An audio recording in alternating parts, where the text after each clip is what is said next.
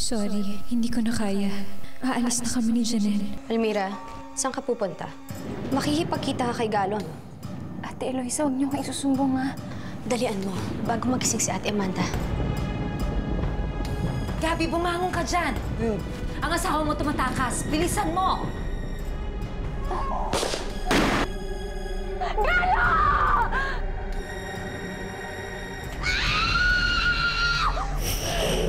Mami, may multo dito. Daddy?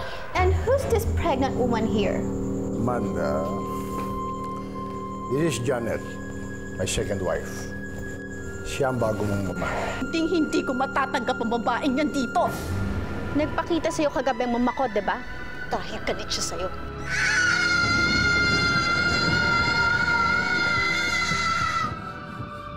Kumanda sa akin yung Eloisa na yan. Matatakotin pala siya. Paano namatay si Alona? Natagpo ang patay dyan sa may balon.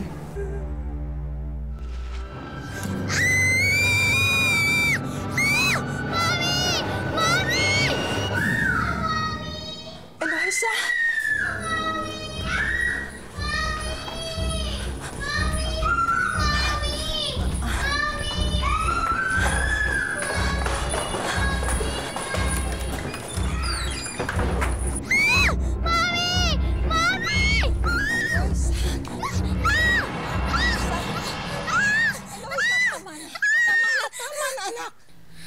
Si Mami to, anak. Si Mami to, ha? Mami? Mami? Ano ba nangyari sa'yo? Mami, meron po akong nakitang babae dun sa balon.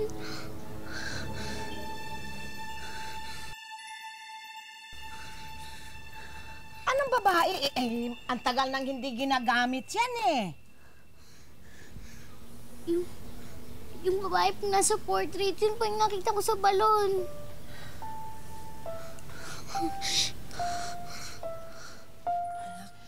Bakit hindi mo sinabi ka agad? Ha? Mami, yung nasa kwarto, yun po yung nakita ko, Mami. Listen to me. Hindi pwedeng mangyari yun dahil matagal nang patay yung babaeng yun, okay? Mami, Hindi pwedeng nagmumulto po mangyari. siya, Mami. Ano ba ito? Ano ba itong batang ito? Nakakatakot ka, ha? Nakakatakot ka kung ano-anong nakikita mo. Alay ka na nga doon eh. Kinikilabutan ako dito eh.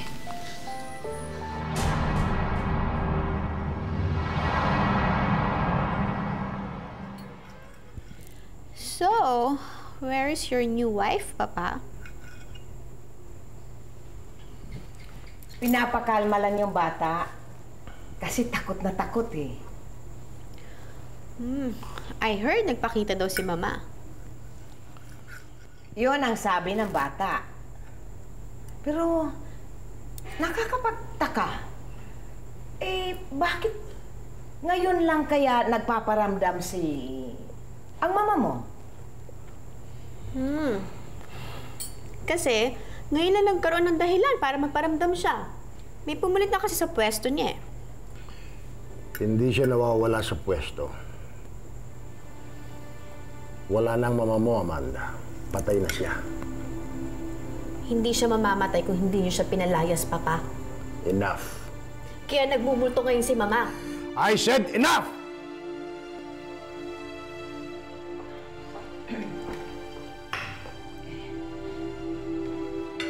Kumusta? Kumusta si Eloisa? Nakatulog na po, Nanay Mildred.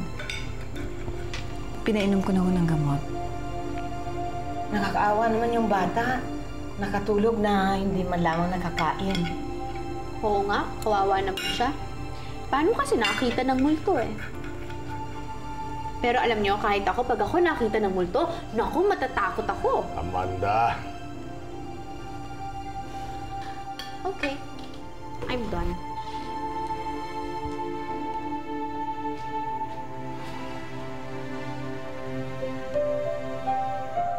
Edwin, Pagpasensyahan mo na si Amanda. Edwin, total, hindi pa naman namin na ipagbibili yung bahay. Siguro mas mabuting lumipat muna kami ron ni Eloisa. Bakit? Sa tingin ko, mas makakapunti yun para sa bata. I don't think this house is healthy for her.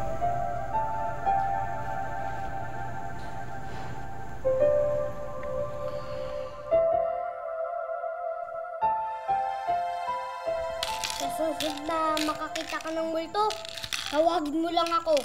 Lalabanan ko siya. Bakit? Hindi ka ba takot sa multo? Hindi. Susuntukin ko pa siya. Ganito! Diba? Tumigil ka nga dyan. Kamusta naman ang pinagpapakitaan ng multo? Mas magandang mama ko kesa sa mama mo, di ba? Ay, nagkakamali po yata po kayo. Mas maganda po si Ma'am Janet. Kang sumasabat siyang kanina ka pa eh. Aray.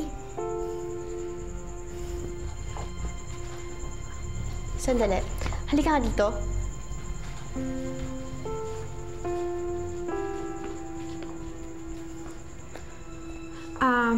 Meron sana ako ipagpipilin sa'yo eh.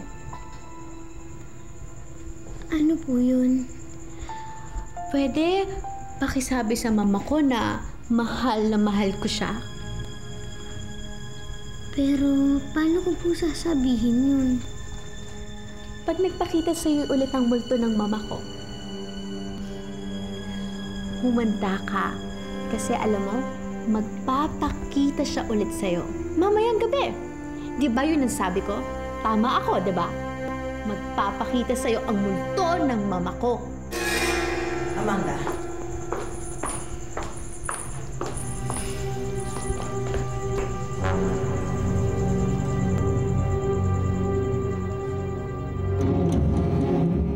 Kaya pala kung ano-anong nakikita ng anak ko dahil kung ano-anong sinasabi mo sa kanya. Huwag mo akong sinasampan! Ma'am Janet! Ma'am Janet! Ma'am Janet! Sabihin mo sa Daddy Edwin mo, manganganak na yata ako. Sabi!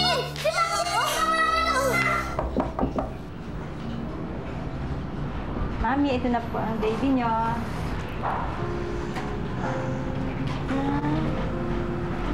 Baby!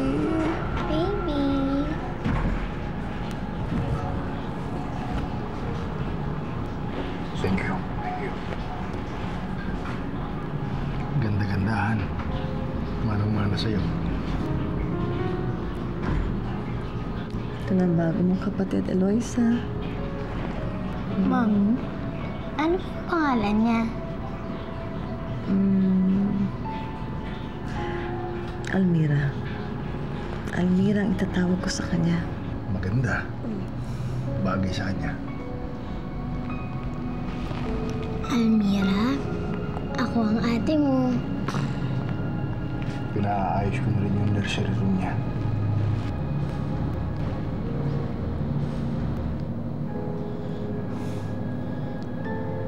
Edwin, ayoko na sana bumalik doon sa bahay mo eh. Kinausap ko na si Amanda. Nag-apologize na siya. Magbabago na raw siya. Pero, Trust me. So it won't be a problem.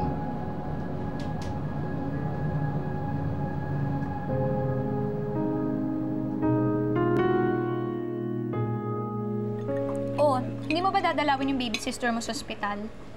No way! Pisiling ko ilong nun eh. Ang sama mo naman. Talaga. Alam mo, hindi ko matatanggap yung mag-iinang yun. Pero nangako ka na kay Tito Edwin kanina na magiging nice ka na, di ba? Kunyari lang yun. Aba, puputulin daw yung allowance ko eh. But it doesn't mean natitigilan ko na sila. Lalo na yung Eloisa na yun. Maldita ka talaga. Pati bata papatulan mo. Talaga. At alam mo, kapag natakot siya, wala nang choice si Janet. kundi umalis ng bahay.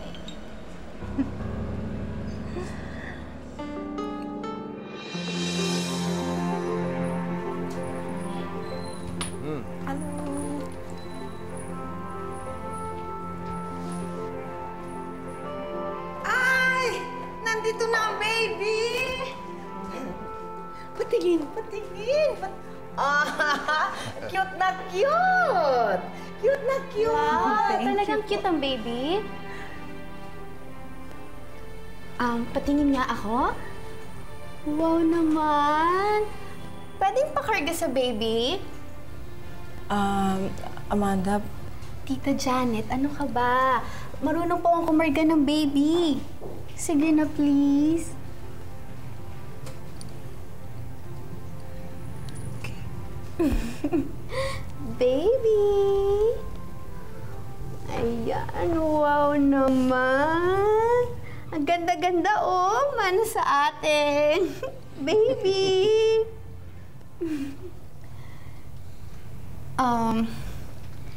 Tita Janet, pasensya ka na po dun sa nangyari, ha? Nabigla lang naman talaga ako nun, eh. Pero I'll change. Tsaka, promise ko po hindi na ako magiging brat. Kasi, may bago na akong kapatid, oh. Tsaka, anak din naman to ni Papa, diba? Kaya dapat, maging masaya na lang tayong lahat.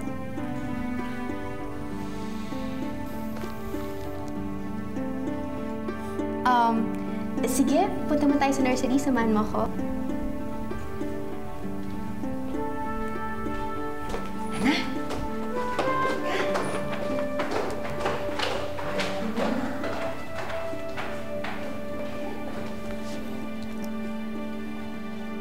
Ano ang sabi ko sa'yo?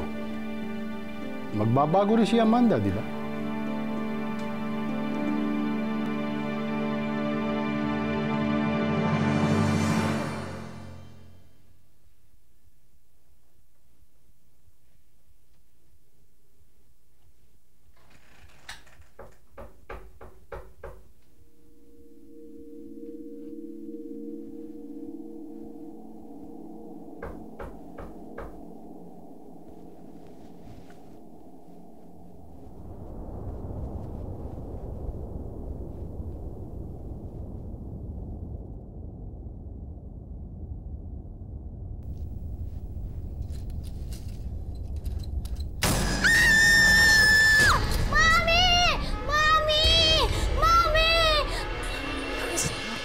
nangyayari sa'yo, ha?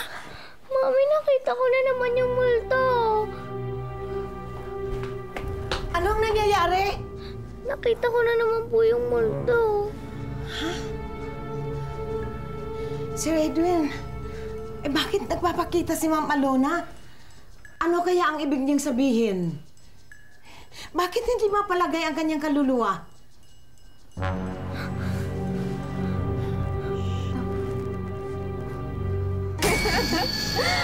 Ano, narinig mo ba yung sigaw? Of course! Ang lakas kaya! Nagtakot ang gaga. At sino bang hindi matatakot dun? Parang totoong-totoo kaya yung maskarang mga pinapagawa mo. Ay nako, alam mo marami pa akong pinagawa. Alam mo yung iba, may dugo para mas nakakatakot. Hindi ka ba nagigilty? Kasi pinapagawan mo ng maskara ang Tita Alona. Bakit naman ako may guilty? Ginagawa ko to para mapalayos yung mag-inang yun. Sige.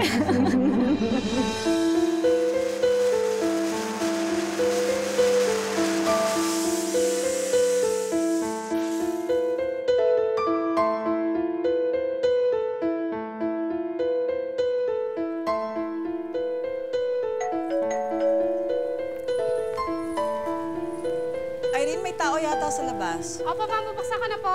Ah, Irene, ako na lang. Tapusin mo na yung ginagawa mo. Sige po, ma'am.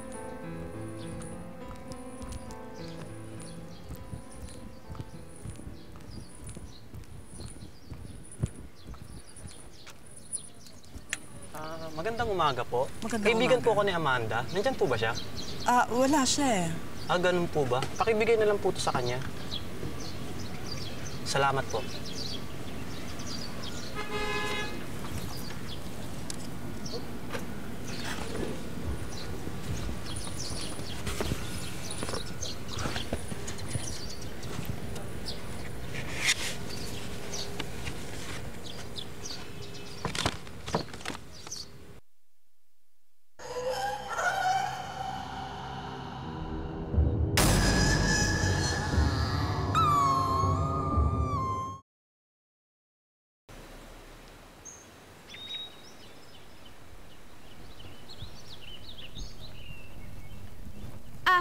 Nana Mildred?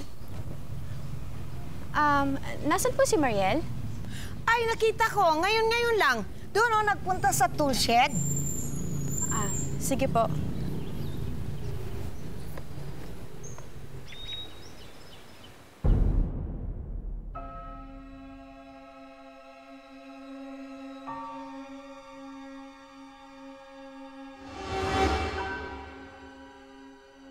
Mariel! Manakot ba? Kausap mo na ba si Benji? Hindi, bakit? Tumawag siya sa akin eh. Napadala niya daw dito yung maskara. Aba, hindi sa akin. Kung hindi sa'yo, kanino? Eto ba ang pinag-uusapan ninyo?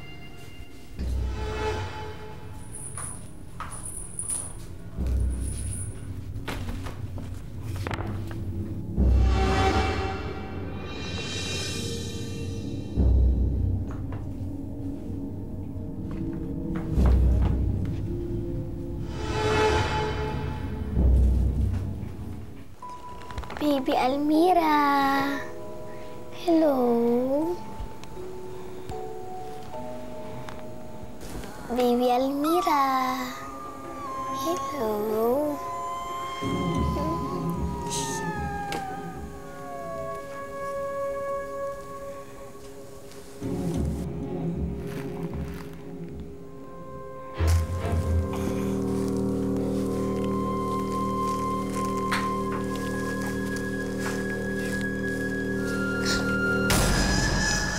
Junjun naman eh. Nagulat? Nakakainis ka. Ano bang ginagawa mo? Linalaro si Baby Almira. Tara, taguan tayo! Ayoko, babantayan ko si Baby Almira. Tawagin mo na lang yung yaya niya. Tara, dali, taguan tayo! Ayoko. Dali ako, Taya! Tawagin natin, tara, daliin mo na. Napakawalang hiya mo! Ikaw pa lang nananakot sa anak ko. Hindi! Anong hindi? Ayan ang katibayan, oh! Well, ano ngayon? Matatakot din yung anak mo eh! Ha? Napakawalang hiya mo. Wala kang karapatang takutin ang anak ko. Wala kang karapatang takutin ang anak ko! Hindi din ako papay na basta-basta mo lang ako sasampalin! Ano ba? Tawan mo! Ang anak ko sa'yo, ha? Bitawan mo! Ano ba?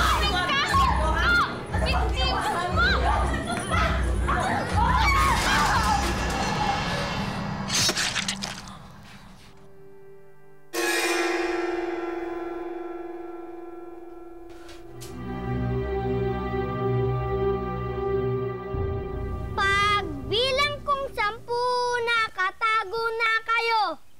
1, 2, 3, 4, 5, 6, 7, 8, 9, 10.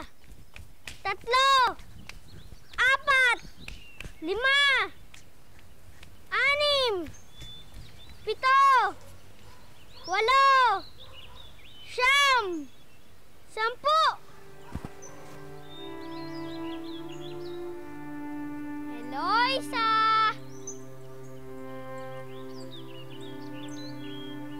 Magtago ka na, nandyan na ako. My God, Amanda! Patay na yata siya!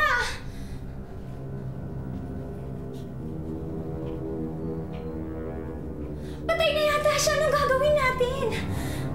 Teka, tatawag ako ng doktor! Hindi! Hindi na natin kailangan tumawag ng doktor. Patay na siya! Tawagan natin si Tito Edwin. Wala tayong pagsasabihan. Wala naman nakakita sa atin eh. Pero, halika na. Umalis na tayo dito. Halika na!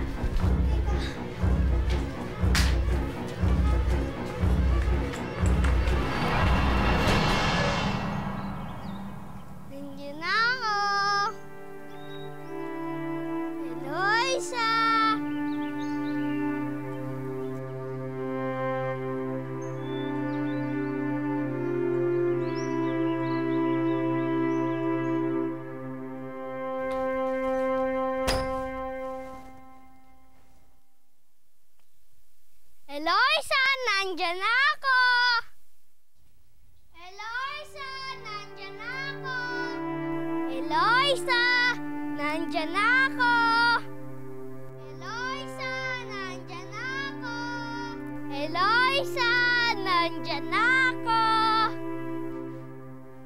Eloisa, nandyan ako!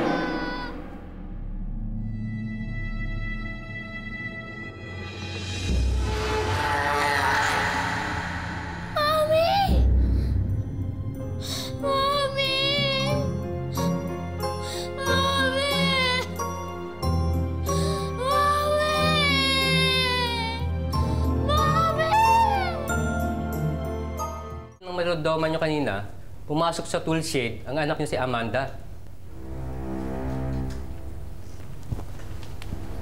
Amanda? Papa, hinahanap ko kasi si Mariel nun eh. Pero umalis din kami kaagad kasi Papa, may sinukat akong damit pinakita ko sa kanya. Oh my God! Ngayon lang nga kami nagkakaayos ni Tita Janet. Tsaka pa ito nangyari sa kanya.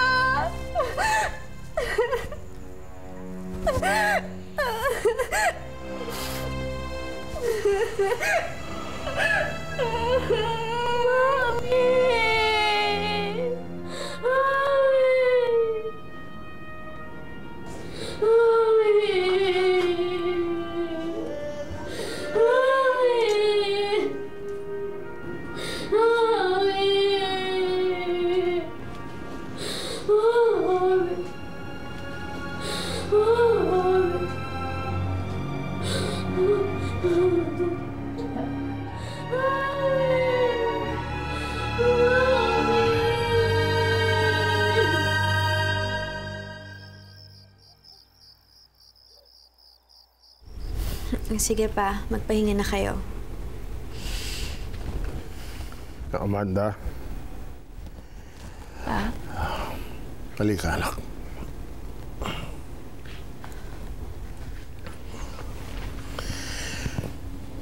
Hindi ko alam kung paano ako makakakup kung wala ka.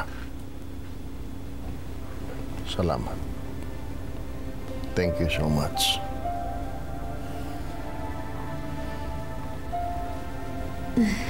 Pa, good night.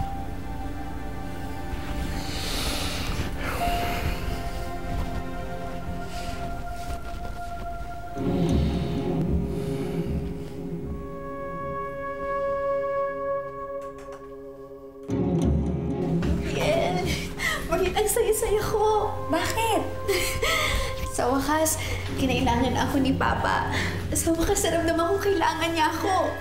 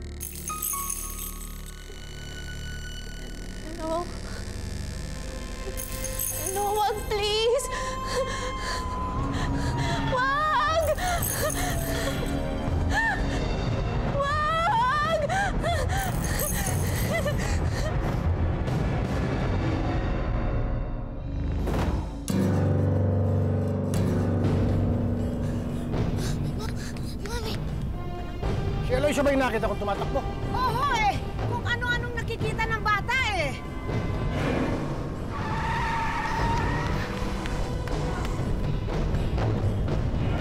Eloisa!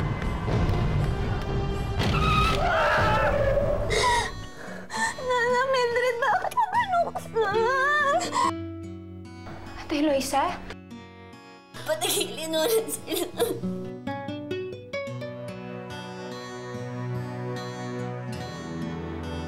Pakakasalan mo si Gabby. Eh di kung gusto mo, ikaw magpakasal sa kanya. Ha? Ito ang itatakbo sa utak mo. Sa ayaw at sa gusto mo. Pakakasal ka kay Gabby Trajano.